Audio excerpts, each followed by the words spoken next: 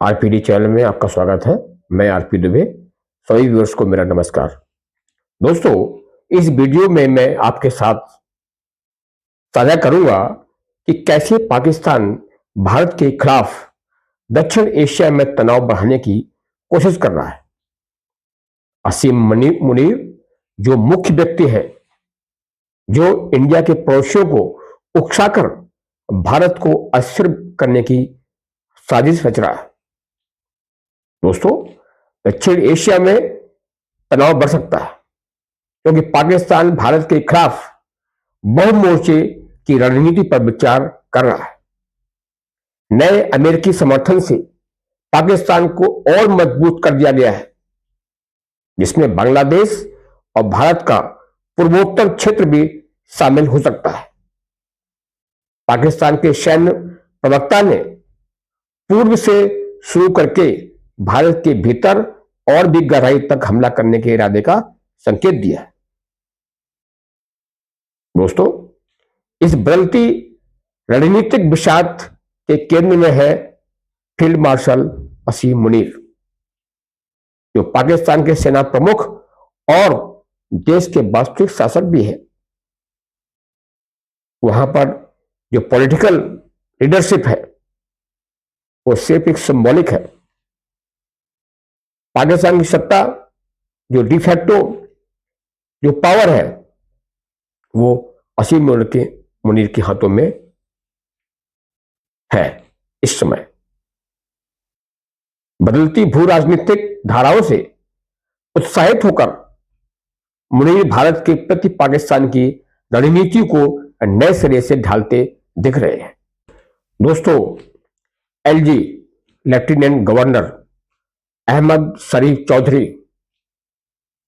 जो पाकिस्तान के हैं, ने मीडिया कर्मियों को बताया कि भविष्य में होने वाले किसी भी संघर्ष में पाकिस्तान पूर्व से शुरुआत कर सकता है, ईस्ट से। जो इंडिया का ईस्ट है, वहां से स्कर्मिशेस, क्रॉस बॉर्डर टेररिज्म वहां शुरू करेगा। इस टिप्पणी को पूर्वी गलियारे के माध्यम से भारत के खिलाफ एक नया मोर्चा खोलने के इरादे के संकेत के रूप में समझा जा सकता है। जहां ढाका में सत्ता परिवर्तन ने सुरक्षा परिदृश्य को काफी हद तक बदल दिया है। दोस्तों, जैसा कि आप सभी जानते हैं कि भारत ने पाकिस्तान को पहले स्पष्ट कर दिया रूप से बता दिया है कि भारत में कहीं भी उसके किसी भी दुस्साहस का निर्णायक जवाब दिया जाएगा, और ऐसा जवाब दिया जाएगा कि पाकिस्तान ने कभी पास्ट में देखा नहीं होगा। जब मीडिया कर्मियों ने पाकिस्तान के सैन्य प्रवक्ता से भारत के इस संकल्प के बारे में पूछा, उन्होंने कहा कि शुरुआत भारत के भीतर गहराई से हमला करके की जाएगी। उन्होंने यह भी कहा कि दक्षिण एशिया के परमाणु संपन्न देशों के बीच एक बड़े टकराव का खतरा है। असीम मुनीर अमेरिका, खासकर ट्रंप के साथ अपनी बढ़ती नजदीकियों से उत्साहित नजर आ रहे हैं, बड़े एक्साइटेड है। मुझे लगता है कि मुनीर को अमेरिका के इतिहास की जानकारी नहीं है और वे अल्पकालिक लाभ या अपने निहित स्वार्थों के लिए जानबूझकर उसे नजरअंदाज कर रहे हैं। दोस्तों, मुनीर, उन्हें पता है कि ऑपरेशन सिंदूर में किस तरह से पाकिस्तान की बर्बादी हुई। उसको ढकने के लिए, उसको कवर अप करने के लिए, अपनी जनता की सिंपैथी गेन करने के लिए वो इस तरह की बयानबाजी कर रहे हैं। पाकिस्तान को पता होना चाहिए कि अगर इस बार पाकिस्तान ने कोई दुस्साहस किया तो उसका जवाब ऐसा मिलेगा कि पाकिस्तान की generations to come will not forget. दोस्तों, 2025 की शुरुआत तक शेख हसीना के लीडरशिप में भारत और बांग्लादेश के बीच अपेक्षाकृत स्थिर और एक कोऑपरेटिव संबंध रहे।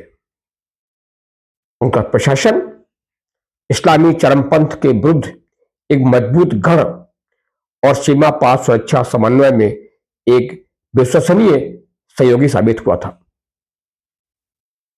हालांकि पिछले साल उनके पद से हटने के बाद कट्टरपंथी इस्लामी गुटों के उदय ने वर्षों की कूटनीतिक प्रगति को बेकार कर दिया। दोस्तों, जब तक शेख हसीना वहां की प्राइम मिनिस्टर थी, तब तक इंडिया और बांग्लादेश के बीच बहुत अच्छे संबंध रहे। उन्होंने हमेशा पाकिस्तान के बजाय इंडिया पर भरोसा किया था। लेकिन इसी साल जनवरी के महीने में जो वहां पर रिवोल्ट हुआ, उस रिवोल्ट से शेख हसीना की सरकार वहां से चली गई और शेख हसीना जी ने इधर अपने इंडिया में शरण ली है। दोस्तों, जितने भी कूटनीतिक प्रयास किए गए थे बांग्लादेश से अच्छे संबंध मेंटेन करने के लिए, वो सरकार बदलते ही सब खराब हो गया। दोस्तों, ढाका में एक नए राजनीतिक नेतृत्व में पाकिस्तान के प्रति नरम रुख का संकेत दिया है। पुरानी इस्लामी एकजुटता की बयानबाजी को पुनर्जीवित किया है और चुपचाप पाकिस्तानी खुफिया सेवाओं के साथ संबंधों को फिर से सक्रिय कर दिया है। बांग्लादेश में कट्टरपंथी समूहों और पाकिस्तान के डीप स्टेट के बीच नए सिरे से सहयोग के संकेत हथियारों की तस्करी, मदरसा सक्रियता और चटगांव के पहाड़ी इलाकों और भारत के पूर्वोत्तर से सटे सीमावर्ती इलाकों में गुर्गों की आवाजाही के रूप में सामने आई है। दोस्तों, पाकिस्तान के सैन्य प्रवक्ता के बयान को सिर्फ बयानबाजी कहकर खारिज किया जा सकता है, लेकिन क्षेत्रीय बदलावों से पता चलता है जो रीजनल जो चेंजेस हो रहे हैं कि यह एक व्यापक रणनीतिक योजना को रिप्रेजेंट करता है, प्रतिनिधित्व करता है, जिसका उद्देश्य पूर्व में कमजोरियों का फायदा उठा करके भारत को चौकन्ना और उसे परास्त करना है। दोस्तों, अब पाकिस्तान की जो स्ट्रेटेजी है वेस्ट की तरफ नहीं है, अब उनकी स्ट्रेटेजी जो है इंडिया के ईस्ट की तरफ शिफ्ट हो गई है। दोस्तों, पिछले एक साल में फील्ड मार्शल मुनीर की हरकतें वैश्विक भू राजनीति में पाकिस्तान की स्थिति को फिर से स्थापित करने के एक जानबूझकर किए गए प्रयास को उजागर करती हैं, एक्सपोज करती है। जून 2025 में व्हाइट हाउस में अमेरिकी राष्ट्रपति के साथ उनकी लंच मीटिंग, जिसके बाद पाकिस्तान द्वारा सेंटकॉम के जनरल माइकल कुरेला को अपना सर्वोच्च सम्मान प्रदान किया। क्यों किया? क्योंकि अमेरिका पाकिस्तान संबंधों में एक रणनीतिक बदलाव का संकेत है। जो कुरेला ने जो बयान दिया था, उन्होंने कहा था कि आतंकवाद विरोध में एक अभूतपूर्व साझेदार कहा था पाकिस्तान को। उन्होंने कहा था कि पाकिस्तान टेररिज्म को कंटेन करने के लिए बहुत कुछ एफर्ट्स कर रहा है। उन्होंने एक आतंकवाद विरोधी कंट्री उसको करार दिया, और जब ये स्टेटमेंट दिया मिस्टर कुरेला ने, तो पाकिस्तान ने उनको एक पाकिस्तान का सर्वोच्च सम्मान प्रदान किया। दोस्तों, ट्रंप द्वारा भारत की उपहासपूर्ण आलोचना, जिसमें नए टैरिफ लगाना और यह हास्यास्पद सुझाव शामिल है कि अमेरिकी कंपनियां पाकिस्तान में तेल की खुदाई करेंगी, जिसे पाकिस्तान भारत को बेच सकता है, ने मुनीर के खेमे को और मजबूत कर दिया है। ट्रंप ने स्टेटमेंट देकर के कि अमेरिका पाकिस्तान में खुदाई करेगा, ऑयल का करेगा स्टोर, इससे पाकिस्तान बहुत खुश हो गया और मुनीर के खेमों को बहुत मजबूत कर दिया। जबकि ट्रंप को खुद पता है कि इमरान खान के टाइम में जब खुदाई की गई थी उसमें स्पष्ट कर दिया गया था कि पाकिस्तान के पास कोई खास ज्यादा तेल का भंडार नहीं है, स्पष्ट कर दिया गया था। खैर, मुनीर अब चतुराई से खुद को एक क्षेत्रीय खिलाड़ी के रूप में स्थापित कर रहे हैं, एक रीजनल प्लेयर के रूप में, एक मुखिया बनने की कोशिश कर रहे हैं, जो ईरान, इस्लामी दुनिया में वाशिंगटन के उद्देश्यों में और संभवतः मुस्लिम देशों और इजराइल के बीच संबंधों को सामान्य बनाने में भी मदद कर सकता है। इस तरह का संरक्षण मुनीर को भारत को अनकन्वेंशनल तरीकों से चुनौती देने के लिए कूटनीतिक कवर और रणनीतिक आत्मविश्वास देता है, और शायद कश्मीर से परे संघर्ष क्षेत्रों के विस्तार पर भी विचार करता है। उनका यह स्ट्रेटजी है कि कश्मीर के अलावा इंडिया में और भी क्षेत्रों में आतंकवाद को बढ़ावा देकर के इंडिया को डिस्टेबलाइज किया जाए। दोस्तों, पूर्व में मोर्चा खोलने के पीछे पाकिस्तान की भारत की श्रेष्ठ पारंपरिक शक्ति को संतुलित करने की जरूरत पर आधारित तर्क है। मुझे पता है कि इंडिया की जो ताकत है वेपन्स में, डिफेंस में, तो उसको वेस्ट से ध्यान भटका करके ईस्ट की तरफ एक्टिविटीज की जाए, आतंकवादी गतिविधियां और भी कई तरीके से। दोस्तों, बांग्लादेश को शामिल करके या उसके भूभाग का इस्तेमाल छद्म अभियानों में मदद के लिए करके पाकिस्तान भारतीय सैन्य संसाधनों पर दबाव डाल सकता है और भारतीय लीडरशिप को अपना ध्यान और संसाधन दो मोर्चों के बीच बांटने के लिए मजबूर कर सकता है। भारत के पूर्वोत्तर राज्य जो पहले से ही छिद्रपूर्ण सीमाओं, पोरस बॉर्डर्स, जनसंख्यिकी की संवेदनशीलता, जो पॉपुलेशन है वहां की, और छिटपुट उग्रवाद से जूझ रहे हैं, शोषणकारी कमजोरियां पेश कर सकते हैं। वो लगता है कि पाकिस्तान ने जितना भी अटेम्प्ट कर लिया, प्रयास कर लिए वेस्टर्न बॉर्डर पर, उसको सक्सेस नहीं मिली। अब पाकिस्तान कोशिश कर रहा है बांग्लादेश के जरिए अपने नॉर्थ ईस्टर्न स्टेट में अपनी आतंकवादी गतिविधियां और भी कई तरीके से जो है इंडिया को परेशान करने की कोशिश करना चाहता है, लेकिन उसे पता नहीं है पाकिस्तान को कि वेस्टर्न बॉर्डर के साथ साथ हमारे ईस्टर्न बॉर्डर पर भी पूरी तैयारी है। इंडिया को पता है कि पाकिस्तान इस तरह की हरकत कर सकता है, तो पाकिस्तान कभी भी अपने डिजाइन में सफल नहीं हो सकता। और अगर कभी दुस्साहस भी किया ईस्टर्न बॉर्डर पर,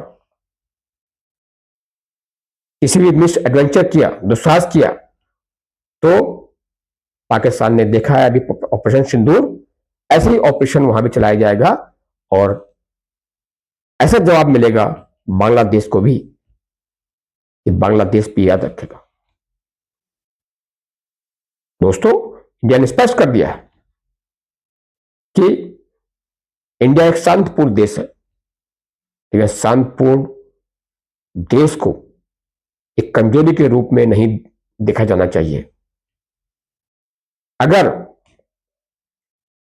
बांग्लादेश की जो वर्तमान सरकार है उसके एक्शन जो है काफी हॉस्टाइल रहे हैं, पीछे संबंध खराब चल रहे हैं, और इसको देखते हुए अगर उसने पाकिस्तान से मिलकर के किसी भी हरकत को अंजाम दिया तो उसका जवाब बहुत तगड़ा होगा, बहुत भयानक होगा।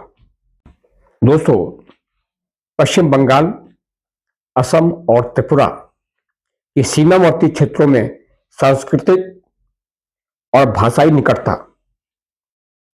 आतंकवादियों को एक ऐसे स्तर का अस्वीकारता, लेवल ऑफ डिनाइबिलिटी के साथ घूमने का अनुमति देती है, जो पश्चिम में उपलब्ध नहीं है।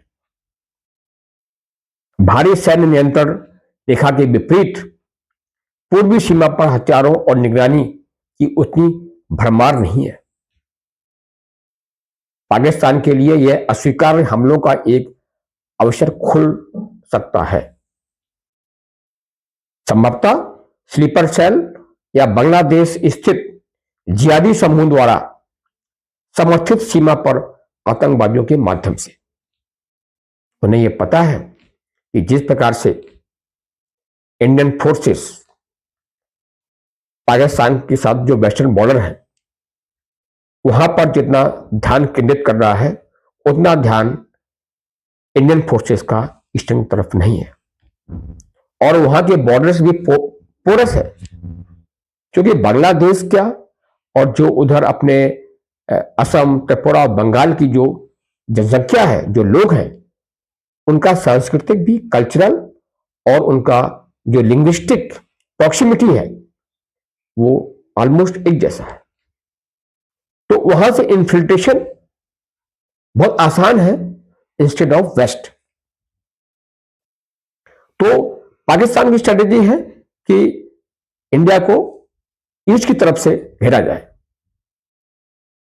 लेकिन हमारी एजेंसियां मुस्तैद है, इस प्रकार की कोई भी घटना घटित हो ही सकती, संभव ही नहीं है। दोस्तों, हमारे आसपास हो रही ताजा घटनाओं को देखते हुए हमें 24 घंटे सतर्क रहने की जरूरत है और किसी भी दुस्साहसी पोजीशन में ऑपरेशन सिंदूर पार्ट 2 के तहत सख्ती से निपटना होगा। भारत को कूटनीतिक और सामरिक दोनों ही तरह से पाकिस्तान को मात देनी होगी।